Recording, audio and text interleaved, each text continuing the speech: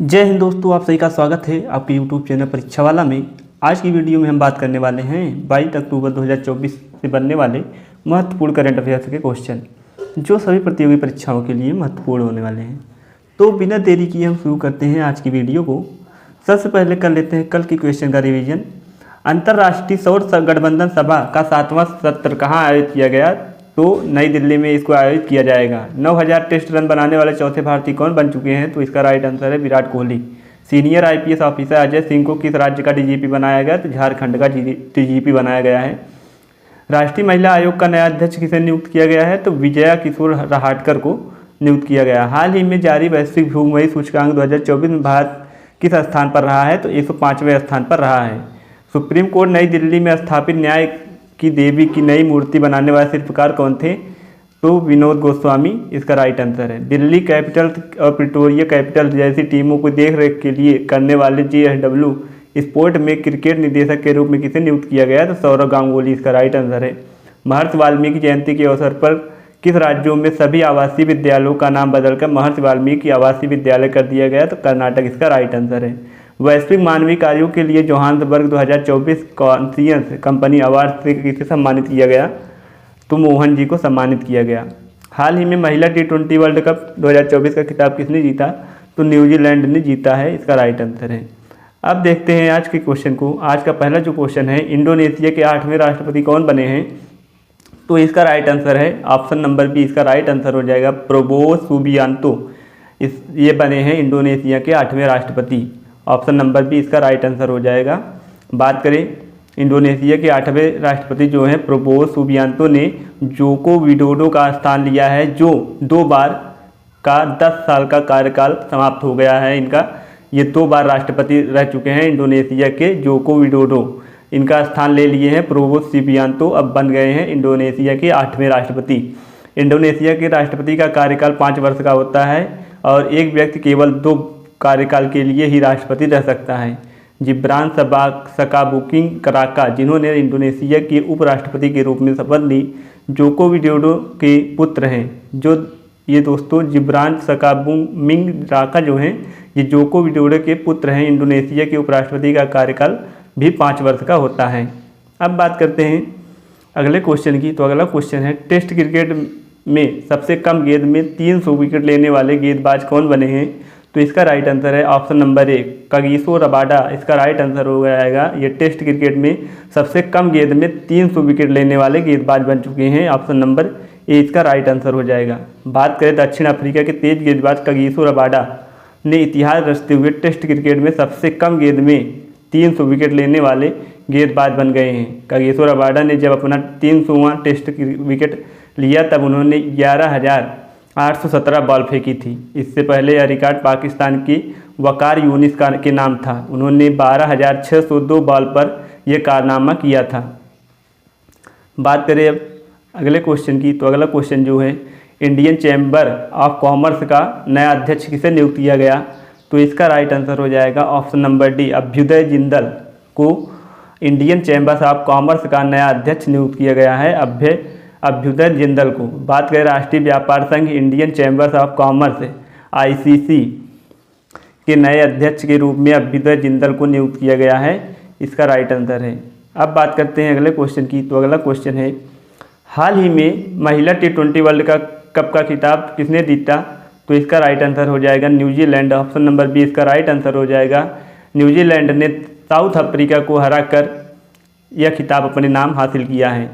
बात करें न्यूजीलैंड महिला क्रिकेट टीम ने 20 नवंबर 2024 को दुबई के अंतर्राष्ट्रीय क्रिकेट स्टेडियम में खेले गए फाइनल में दक्षिण अफ्रीका को हराकर अपना पहला T20 विश्व कप जीता है। इस विश्व कप में 10 टीमों ने भारत, पाकिस्तान, ऑस्ट्रेलिया, न्यूजीलैंड, श्रीलंका, बांग्लादेश और दक्षिण अफ्रीका, इंग्लैंड, वेस्ट इंडीज और स्कॉटलैंड ने भाग लिया था। 2009 में इंग्लैंड में आयोजित पहले महिला T20 विश्व कप में 8 टीमें शामिल थी, जिसे इंग्लैंड ने जीता था। दूसरे संस्करण के बाद से विश्व कप हर 2 साल में आयोजित किया जाता है। 2014 में चौथे संस्करण से वर्ल्ड कप में भाग लेने वाली टीमों की संख्या बढ़ाकर 10 हो गई। 6 खिताब जीतने के साथ ऑस्ट्रेलिया सबसे सफल टीम है। अब बात करें इंटरनेशनल क्रिकेट काउंसिल की तो 9वां संस्करण है। और बात करें आईसीसी महिला T20 वर्ष 2024 की तो इसका आयोजन स्थल कहाँ है तो 3 से 20 अक्टूबर संयुक्त अरब अमीरात में यह खेला गया।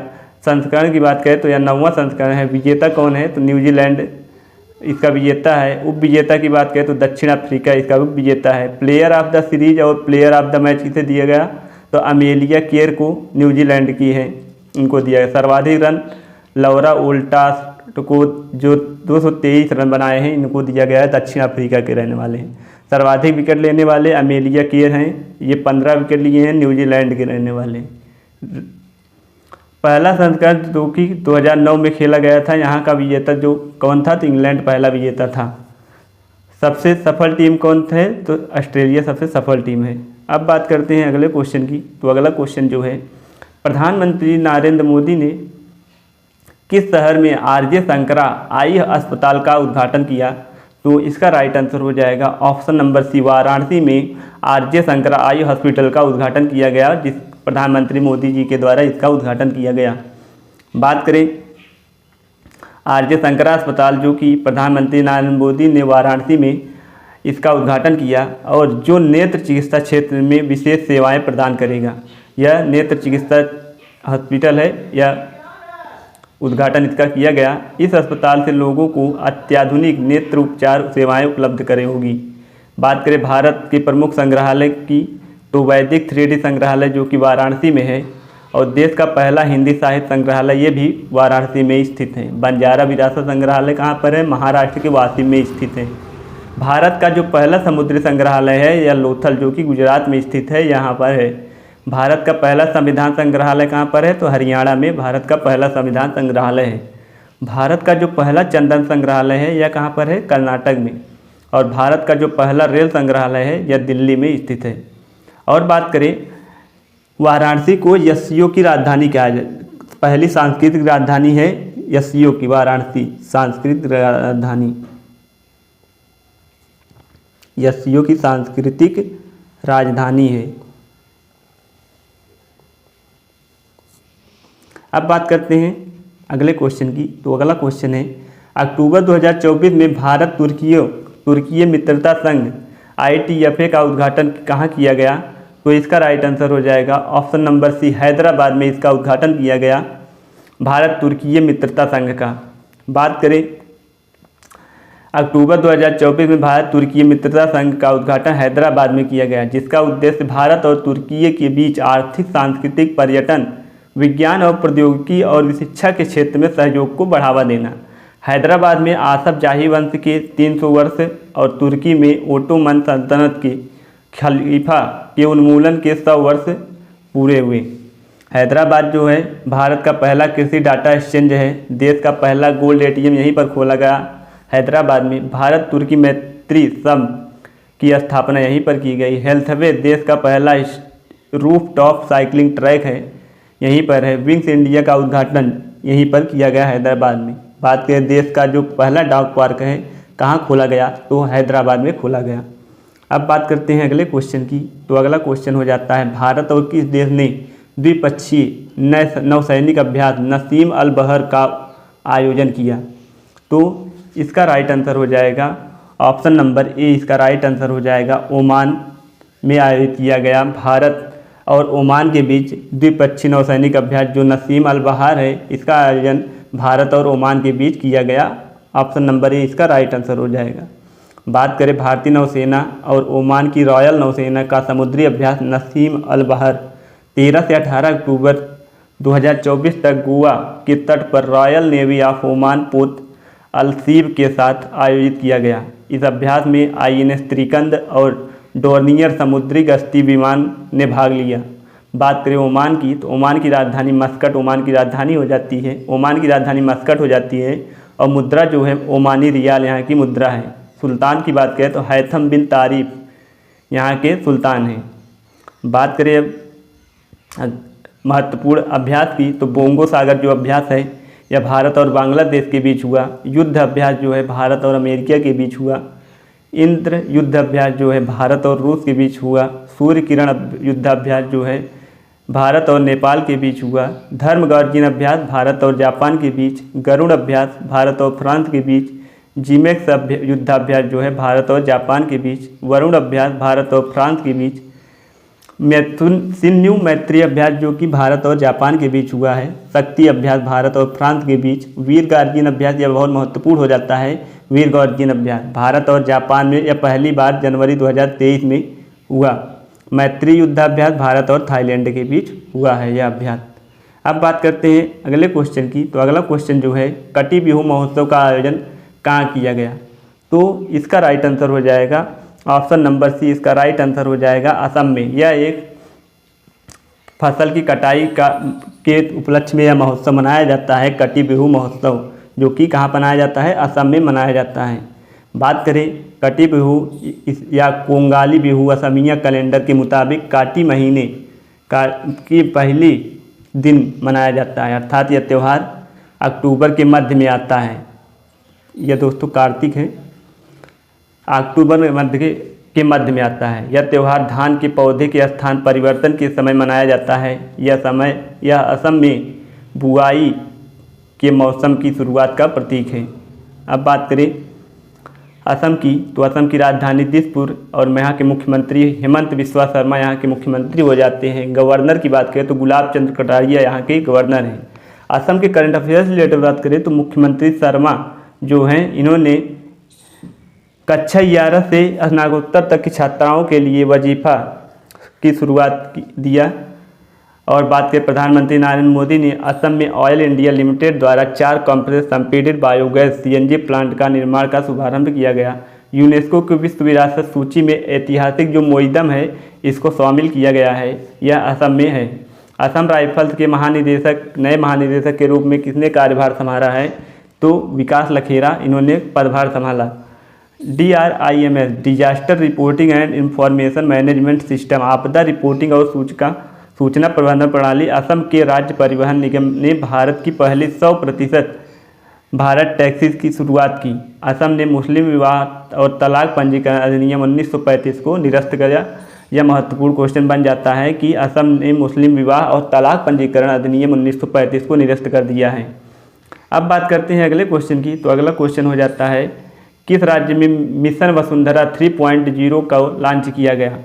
तो इसका राइट आंसर हो जाएगा ऑप्शन नंबर बी, असम में यह लॉन्च किया गया है मिशन वसुंधरा 3.0 को। बात करें मिशन वसुंधरा की, तो असम के मुख्यमंत्री हेमंत बिस्वा शर्मा जो हैं गुवाहाटी में मिशन वसुंधरा 3.0 को लॉन्च किया है। इसका उद्देश्य है स्वदेशी लोगों को भूमि अधिकार प्रदान करना। असम सरकार ने साल 2021 में मिशन वसुंधरा की शुरुआत की थी, जिसमें स्वदेशी समुदायों को भूमि अधिकार देने का फैसला किया गया था, जो आज़ादी के 75 साल बाद कदम उठाया गया पहला कदम था। अब बात करते हैं अगले क्वेश्चन की। तो अगला क्वेश्चन है, वैश्विक बहुआयामी गरीबी सूचकांक MPI 2024 में अत्यंत गरीबों की संख्या के मामले में कौन सा देश शीर्ष पर है? तो इसका राइट आंसर है वैश्विक बहुआयामी जो गरीबी सूचकांक है इसमें टॉप पर कौन है? तो भारत इसका राइट आंसर हो जाएगा ऑप्शन नंबर बी। टॉप पर कौन है? तो भारत इसमें टॉप पर है। बात करें वैश्विक बहुआयामी गरीबी सूचकांक के द्वारा जारी आंकड़े ने बताया गया है कि पूरी दुनिया में भारत में सबसे अधिक गरीब लोग रहते हैं। वैश्विक बहुआयामी गरीबी सूचकांक रिपोर्ट 2 संगठनों द्वारा संयुक्त रूप से प्रकाशित की गई है। यह संगठन संयुक्त राष्ट्र विकास कार्यक्रम UNDP United Nation Development Programme और ऑक्सफोर्ड गरीबी और मानव विकास पहल OPHI ने इसको प्रकाशित किया है। बात करें शीर्ष 5 गरीब देशों की, तो भारत इसमें टॉप पर है और उसके बाद दूसरे नंबर पर पाकिस्तान, तीसरे नंबर पर इथोपिया है और नाइजीरिया की बात करें तो चौथे स्थान पर है। कांगो लोकतांत्रिक गणराज्य की बात करें तो इसमें 5वें स्थान पर है गरीबी से। भारत की बात करें तो ये 234 मिलियन गरीबी सबसे टॉप पर रहा है। अब बात करें महत्वपूर्ण सूचकांक की, तो वैश्विक नवाचार सूचकांक 2024 में भारत का जो स्थान है 39वां भारत का स्थान है और टॉप की बात करें तो स्विट्जरलैंड इसमें टॉप पर है। हैप्पीनेस इंडेक्स 2024 की बात करें तो भारत इसमें 126वां स्थान है और फिनलैंड की बात करें तो टॉप पर इसमें फिनलैंड है। ग्लोबल पीस इंडेक्स 2024 में भारत का स्थान 116वां है और आइसलैंड टॉप पर है। जेंडर गैप रिपोर्ट 2024 में भारत का स्थान 129 है और आइसलैंड इसमें भी टॉप पर है। करप्शन इंडेक्स 2024 में भारत का स्थान 93वां स्थान है और टॉप पर कौन है? सोमालिया इसमें टॉप पर है। लॉजिस्टिक परफॉर्मेंस इंडेक्स 2024 में भारत का स्थान 38वां है और टॉप पर कौन है? सिंगापुर इसमें टॉप पर है। प्रेस फ्रीडम इंडेक्स 2024 में भारत का स्थान 159वां है और टॉप पर कौन है? नॉर्वे देश इसमें टॉप पर है प्रेस फ्रीडम इंडेक्स में। अब बात करते हैं, ये रहे आज के महत्वपूर्ण करंट अफेयर्स के क्वेश्चन।